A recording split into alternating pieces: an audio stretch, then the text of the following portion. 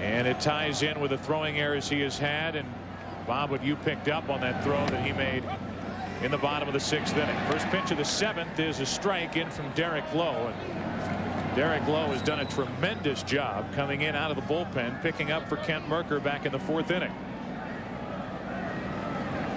Knobloch, who committed 26 errors for the Yankees at second base this season. Grounds to short. Garciaparra to his right. Shows off that good arm one away. And here's what Chuck has to say about the troubles he's encountered fielding this season. And that's why when he doesn't have time and he's not thinking about it, like a play he made up the middle in last night's game, he just gets it and throws it. Jeter has the bat just shattered in his hands, and Stanley drops the throw, and it'll trickle into the dugout, and down to second is Jeter. Garciaparra threw it perfectly over to first. The home plate umpire was hit by the bat when it shattered, as I mentioned. Jeter made contact, the bat shattered, and we'll take a look at the first part of it as it came back and caught the home plate umpire Dale Scott. He looked back as he left the batter's box, and then Stanley, just a lack of concentration over at first base. Yeah, that was a very, very careless play by Mike Stanley. Of course, Nomar Garciaparra does have a strong throwing arm, and sometimes he can bend that glove back. If you don't square up on a hard throw like that. Stanley looking in the glove, but it's in the dugout. So a careless error by Stanley at first, and to compound the problem, the ball left the glove of Stanley and went into the Red Sox dugout. So a runner at second with one out. And O'Neill recoiled after that swing. You remember the broken rib he has on the right side of his rib cage, and I think that last swing just bothered him. Real Cormier, the only left-hander Boston has in its bullpen, getting ready.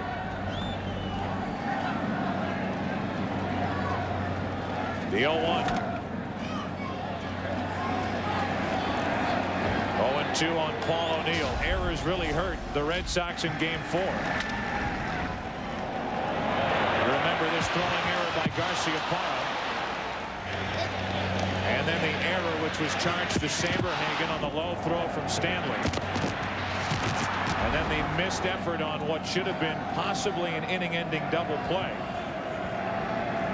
That was charged to the second baseman Offerman, and it funneled down and led to the grand slam which blew it open in the ninth. Now O'Neill grounds one through the right side. They will bring Jeter to third and hold him late.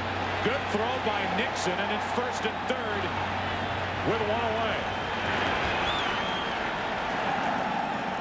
You can see the numbers for Cormier. 6th game. No runs charged against him. However, he did give up the hit to Paul O'Neill. He relieved early in this series.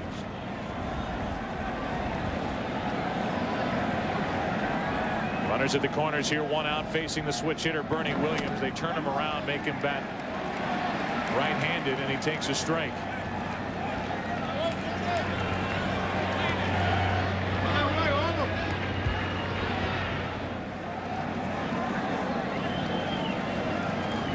Paul O'Neill getting that base hit against Real Cormier, 7th inning of Game 2, which was the game winner in that 3-2 victory for the Yankees.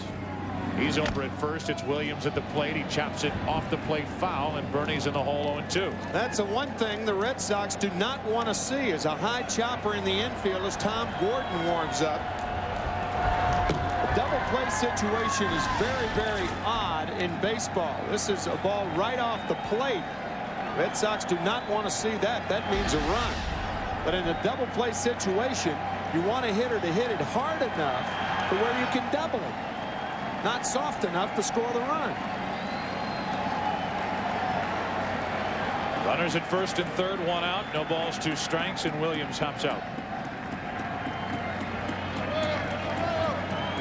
Bernie hitless on the night.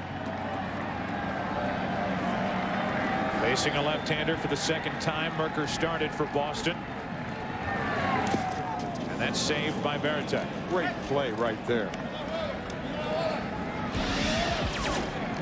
We mentioned it earlier in the series. Varitek had 23 pass balls on the season, but 19 of those came with Tim Wakefield, the knuckleballer, on the mound. He is a very solid defensive catcher.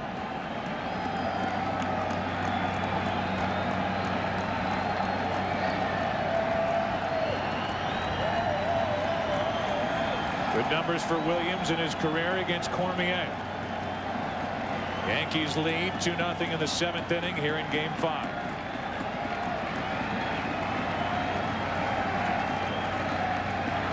The 1-2. 2-2.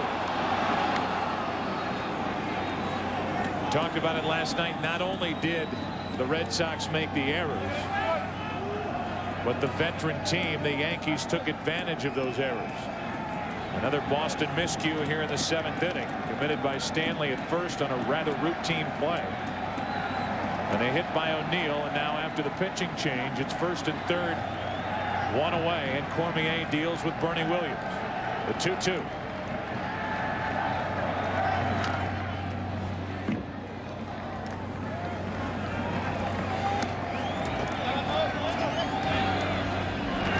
You know, many times you look at a hitter's face as he stands in the batter's box, and you can sense tension or stress or anxiety. Bernie Williams always looks so calm in the batter's box. So does Derek Jeter. There's a silence in their face. It says,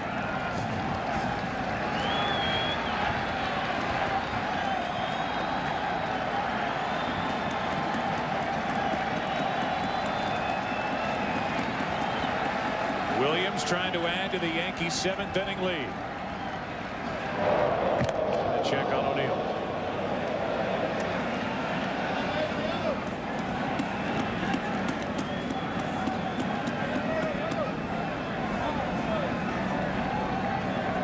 Stanley, I'm sure, wondering what his error will lead to here in the 7th inning and what the bigger picture is.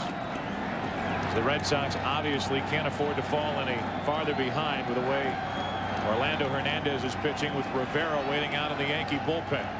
The 2-2 is in the dirt. Full count on Bernie Williams. now we'll see if Joe Torre sends Paul O'Neill. I think what you do as the middle infield is you shorten up about 3 steps. Play 3 steps shallower. Because on a hard hit ball, if O'Neill's running, you may not be able to turn the double play. You may have to come home with the ball.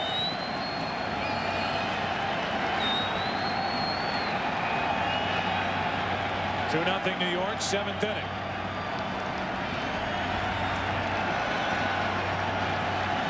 And Williams steps out as Cormier took too long. Varitek trying to give the signs in French for Real Cormier. Something missed in the translation. 3 balls, 2 strikes. 1st and 3rd, 1 out. And the runner O'Neill did break. A late break off first.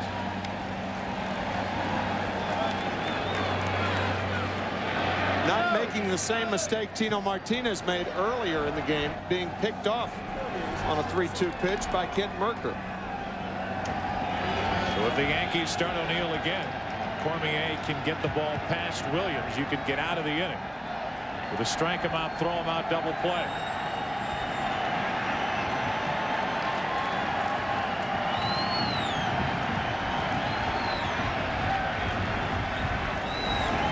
Late break on ball 4 to load the bases.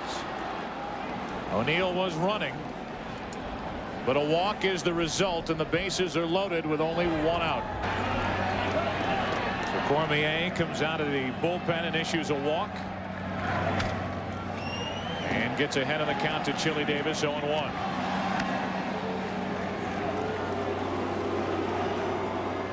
So many more options for the Yankees from the left side. So even though Gordon's getting ready, you have the switch hitter Davis, who they would rather have bat right-handed. As I mentioned, you've got Leday and Strawberry on the bench, and you've got Tino Martinez, another lefty, on deck. So this was the time to use Cormier. Time call.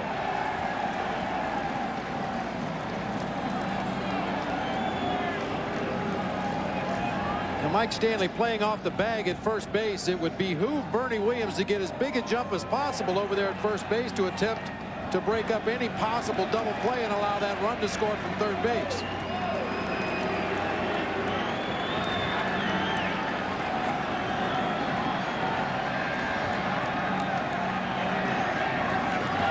The count to the right side for Offerman.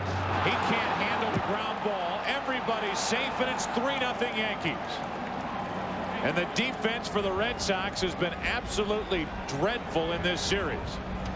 That gives him his first of the postseason, and the Yankees add to their lead. Now have the bases loaded, only one out for Tino Martinez, who takes a ball. It has got to just tear up the stomach of manager Jimmy Williams, who prides himself on teaching how to play the infield. That's how he made his name in baseball, coming from the minor leagues and teaching not only with the Braves, but before that with Toronto. As Martinez rockets one foul, 1 ball, 1 strike. So Jimmy Williams has to stand by in the dugout watching his team make one error after another in this ALCS.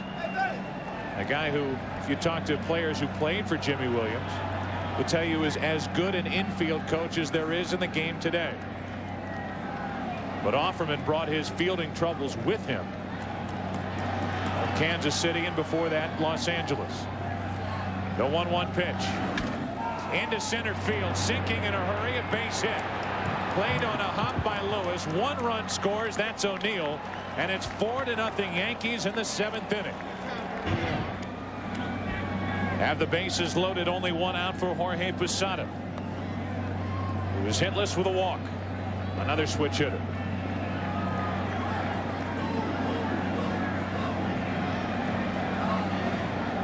Bellinger pinch running for the Yankees. He's the runner out at second base. Runs for Chili Davis, who in this inning has driven home his first run of the postseason.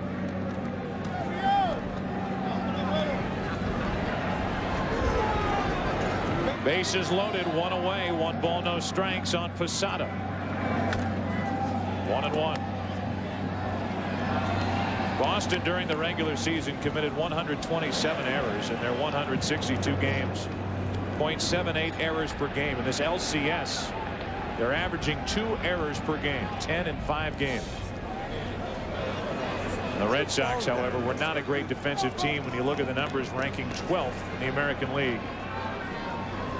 Fielding percentage. On the bench left for the Yankees, almost a full complement for Joe Torre as strike 2.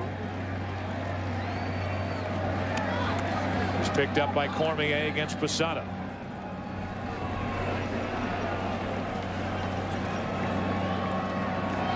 This Yankee team trying to continue their methodical march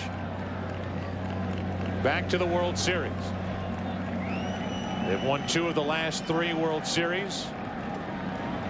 Trying to go back in 1999. Bases loaded, 1 out. The 1-2 pitch. 2 balls, 2 strikes.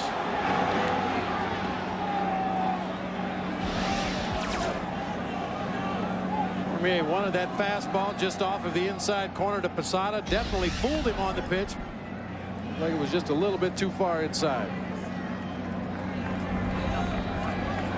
An error by Stanley at first started this. And again, the Yankees take advantage as Posada strikes out on a pitch down and in. 2 gone. Now Shane Spencer with the bases loaded and 2 out. Critical for Cormier to keep it just a 4-run game. Red Sox would still have to consider themselves in this game if Cormier could stop it right here.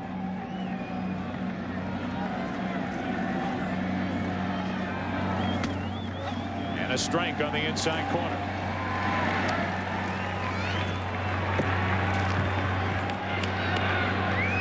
Game, but so far unable to break through against Orlando Hernandez. Certainly had their chances, and they've left 7.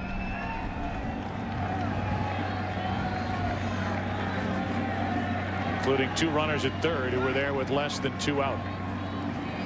Shane Spencer certainly familiar with this situation. He came up last September for the Yankees. He had 3 grand slams in the month of September. Joe Torre, in his 18+ years as a manager, had 3 grand slams.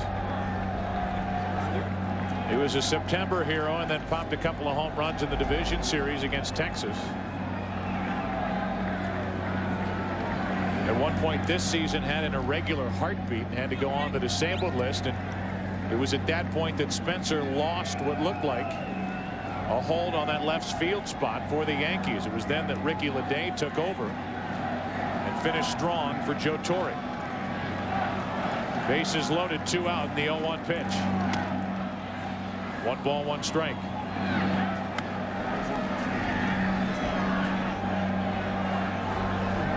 Speaking of grand slams, Ricky Leday last night as a pinch hitter. 8th man to bat in the inning, Shane Spencer. Bases loaded with 2 out.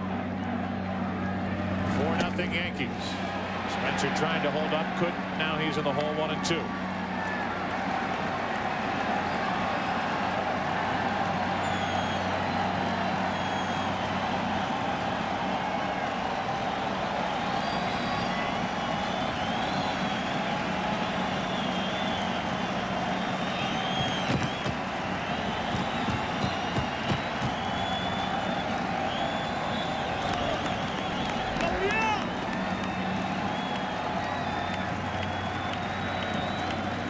Now the 1-2 to Spencer. 2 balls, 2 strikes. Cormier certainly not afraid to work inside. He has since he has come in out of the bullpen for Boston.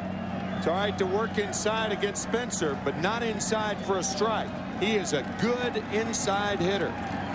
I think that last fastball inside off the plate set up what I'm guessing will be a changeup down low and away from Spencer. Now the 2-2. Struck him out looking. 2 errors in the inning. 2 runs for the Yankees.